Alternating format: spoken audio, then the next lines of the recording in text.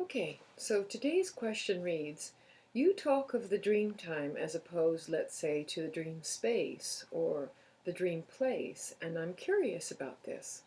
Can you tell us why you refer to entering the dream time and what you mean by this?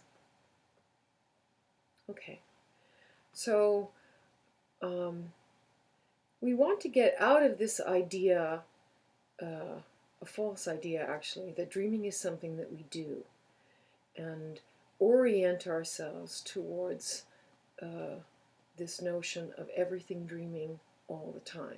So the Australian Aboriginals have a marvelous expression for this. It's yarrow yarrow, everything dreaming all the time. And so those lit up dreams that we can remember that happen in the dark, in the night, during our sleep, are just the parts of the dream time that are lit up for us, and because of what happens during REM sleep, we are rendered able to remember them. Because of an ancient biochemical that's being released during those REM times of sleep called acetylcholine. And it actually helps us to remember. Its property is vividness. So we remember those dreams better than we remember the kind of dreaming that's going on all the time, all the time, all the time, because it's below our level of noticing, below our level of consciousness.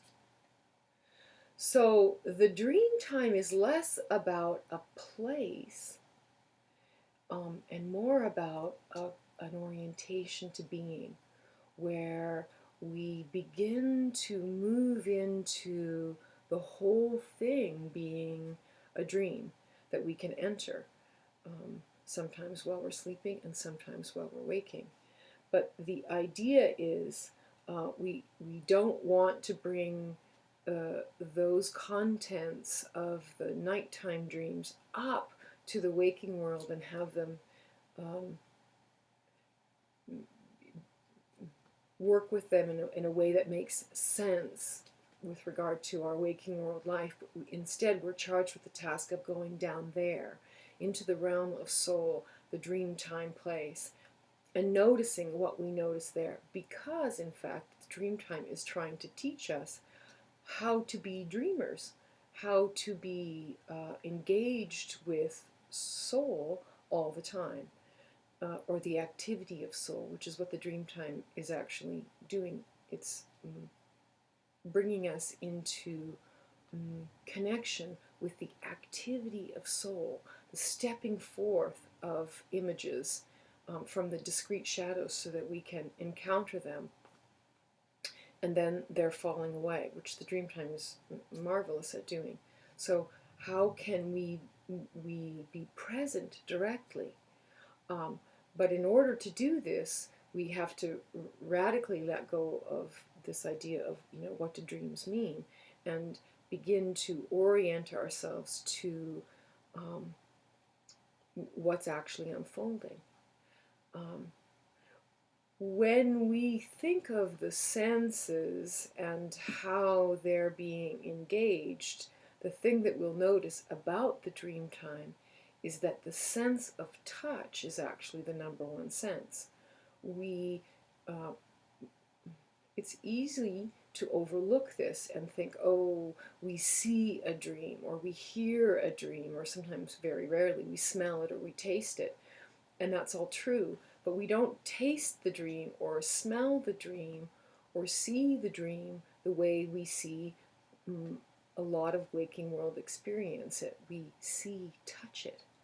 We, we touch what we see tactilely with our finger eyes, seeing into the dream, or the whole dream time is the feeling realm, where our senses are not just relegated to the surface of things, but we can feel our way into the presences that are there. So the dream time, whenever I talk about the dream time, whether it's the sleeping dream time or the waking dream time, what needs to be present in order to engage with the dream time is this the being touched into being and feeling our way into being, tactilely, soul seeing, soul hearing, soul tasting, soul touching, soul smelling, smelling into, touching into. So that's, when I talk about the dream time, that's actually what I'm talking about. This deep kind of engagement with being touched into being, and allowing ourselves to be touched into being and touch others into being. Okay? So that's what I mean. The dream time is really an orientation that is a soul orientation that has everything to do with being touched into being. Okay? So that's this week's answer.